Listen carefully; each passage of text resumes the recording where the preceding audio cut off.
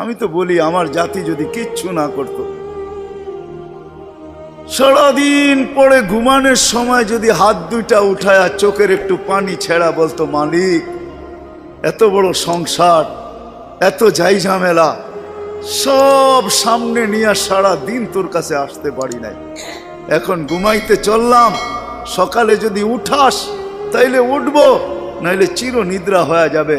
কেননা ঘুম তো মৃত্যুই, ঘুম তো মারা যাওয়াই, নাইলে ঘুমের থেকে ওঠার দোয়া এটা কেন হবে? আলহামদুলিল্লাহিল্লাযী আহইয়ানা বাদা মা আমাতানা ওয়া ইলাইহিন নুশুর। ঘুম যদি মৃত্যু মারা না হইতো, মৃত্যু বরণ করা না হইতো, তাহলে এই দোয়া ঘুমের থেকে উঠার হতো তো হইতো কেন? অন্য দোয়া হইতো, আরো তো কত দোয়া হইতে পারতো। বোঝা গেল আমি মৃত্যুর থেকে ফিরে আসছি, মরে গেছিলাম ঘুমের ভিতরে। আমার জাতি যদি শোয়ার আগে হাত দুইটা উঠায় তওবা করে শুইত, নারী পুরুষ নির্বিশেষে, এইখানে তো এই বিশাল ওই মাথা পর্যন্ত একজনও পাওয়া যাবে কিনা যে ডেলি আমি ঘুমানোর আগে কমসে কম একটু হাত উঠায় তওবা করে হইলেও ঘুমাই, আল্লাহকে বইলা ঘুমাই, আল্লাহ যেমন করার ছিল সারাদিন করতে পারি নাই, যেমন পড়ার ছিল পড়তে পারি নাই, তোমার দিকে ছুটার ছিল সরতে পারি নাই, আমি কিন্তু মাপ চায় ঘুমাইতেছি। যদি উঠায় নাও ঘুমের ভিতরে, তাইলে ওদের অন্তর্ভুক্ত করো যাদের ব্যাপারে তুমি নিজেই কোরআনে বলছো ইউহিব্বুত তাওয়াবিন ওয়া ইউহিব্বুল মুতাতাহহিরিন। তুমি তওবাকারীকে ভালোবাসো, আমাকেও ভালোবাসার চাদর দিয়া ডাইকেন। আমার জাতি যদি ঘুমানোর সময় একটু তওবা করে ঘুমাইতো, একজনও তো হাত উঠাইতে পারবে না যে আমি ঘুমানোর সময় ডেলি তওবা করে ঘুমাই, তওবায় আমি অভ্যস্ত। যুবক আসো, ভাবো, সবার পায়ে হাত রাখা বলতেছি, যে যে স্থানে আছে, যার যতটুকু পজিশন দুনিয়াতে, রিক্সা চালাও, তুমিও ভাবো যে এই ছোট জীবনটা কেন দিলেন?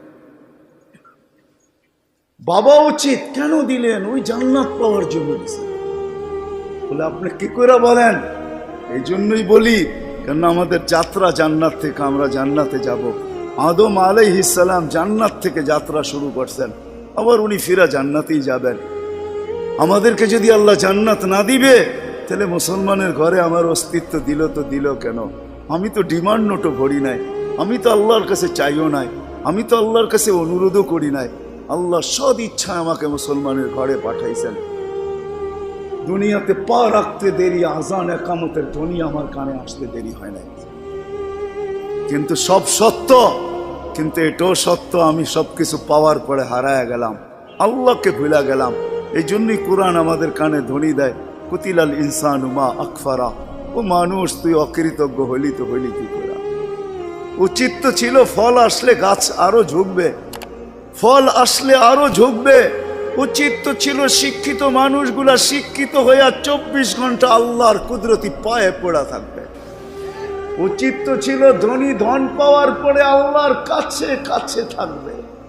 উচিত তো ছিল যুবক যৌবন পাওয়ার পরে আল্লাহর কুদরতি পায়ে যায় মাথা ঠেকায় দিবে, মালিক তুই আমাকে যৌবন দিছিস, দূরে যাই তো যাই কি করা, যৌবন তো তোরই দেওয়া। 24 ঘন্টা আমাদের উপরে রহমতের বৃষ্টি বর্ষিত হইতে থাকে। তারপরও আমাদের সমাজের মানুষগুলা একটু ভাবে না, একটু চিন্তা করে না এই ছোট জীবনটা কেন দিল। আসলাম আর যাব। উর্দুতে বলে খানা কামানা খানা সোনা সুবা পাখানা। এটার জন্য তো দুনিয়ায় দেন নাই, জীবনটা দেন নাই যে কামাবো, খাবো, ঘুমাবো, আর সকালে খালি করব, আবার কামানোর জন্য ছুটবো। মা বোনরা হয়তো একটা আটটা বেশি করে, পকানা সাজনা সাজানা, খানা খিলানা, সোনা, আর পরেরটা তো সবারই সমান। এতটুকু হয়তো মা বোনদের দুই একটা বেশি, চার চারা তো পুরুষের সমানই। এই জন্য জীবনটা না। আসেন ভাবি, কোন দিন এটা ফুরে যাবে কেউ জানবে না। মৌত কারো কাছে মিস কল দিয়ে আসে না। দুনিয়ার কোনো ব্যক্তিত্ব নাই, একজন ব্যক্তিত্ব ছিলেন, মৃত্যু যার কাছে বইলা আসতে হয়েছে। আল্লাহ নিজে বলছেন মালাকুল মৌতকে, বন্ধুর কাছে যাবে, অনুমতি দিলে ঢুকবে, নাইলে ঢুকবে না। অনুমতি নিয়ে বুকে হাত রাখবে, নাইলে রাখবে না। আমার বন্ধুর অনুমতি ছাড়া হাত রাখবে না বুকে। একজনই দুনিয়াতে ব্যক্তিত্ব ছিল যার কাছে অনুমতি নিয়ে আসছে, কারো কাছে আজ পর্যন্ত অনুমতি নিয়ে আসে না, আর আসবেও না। সত্য এটাই। এই জন্য আসেন, ওই জান্নাত, এটাই আমাদের ছোট জীবনটার উদ্দেশ্য। এই জন্যই আল্লাহ ডেলি ডাকে, 5 বেলা ডাকে, গ্যারান্টি দিয়া ডাকে, সিল লাগায় ডাকে। ইদা সালুহা সালুহা সাইরুল আমাল।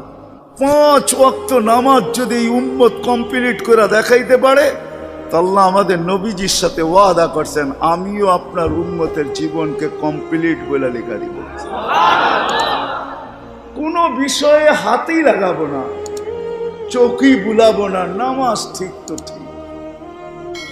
মুহাম্মদুর রাসূলুল্লাহ সাল্লাল্লাহু আলাইহি ওয়াসাল্লাম এই জন্যই আসছেন, এই জন্যই জীবনটা ভর চোখের পানি ঝরাইছেন, এখনো জড়াইতেছে। কিয়ামতের মাঠে আমাদেরকে নিয়েই চিৎকার দিবে, উম্মতি উম্মতি বলে চিৎকার দিবে। আসছিল যুবক, যৌবন অবস্থায় তোমাকে জান্নাত পাওয়ায় দেওয়ার জন্য, নাইলে যে হাদিস শুনাইছি এটা কোনোদিন হইতো না, কোনোদিন হইতো না। যৌবন আসতে দেরি, পাইতে দেরি, তোমাকে জান্নাতের নিচে গ্যালারি বুকিং দিতে দেরি হবে না। তোমার জন্য আরশের নিচে তোমার জন্য গ্যালারি বুকিং হবে, সুপার ডিলাক্স গ্যালারি। সাবাতু ইয়াদিল্লুহুমুল্লাহু তাহতা দিল্লি আরশি ইয়াউমা লা দিল্লা ইল্লা দিল্লু শাবুন নাশা ফি ইবাদাতিল্লাহ। ওই যুবক যে দুনিয়ার এই গান্দা জিনিসের থেকে 60-70 বছরের জন্য চোখ বন্ধ করে নিছে, কান বন্ধ করে নিছে, জবান বন্ধ করে নিয়ে দৌড় লাগাইছে, আল্লাহ বলে তোমাকে আরশের নিচের সুপার ডিলাক্স গ্যালারিতে জায়গা দিবে। কিয়ামতের দিন ওইখানে জায়গা দিবে।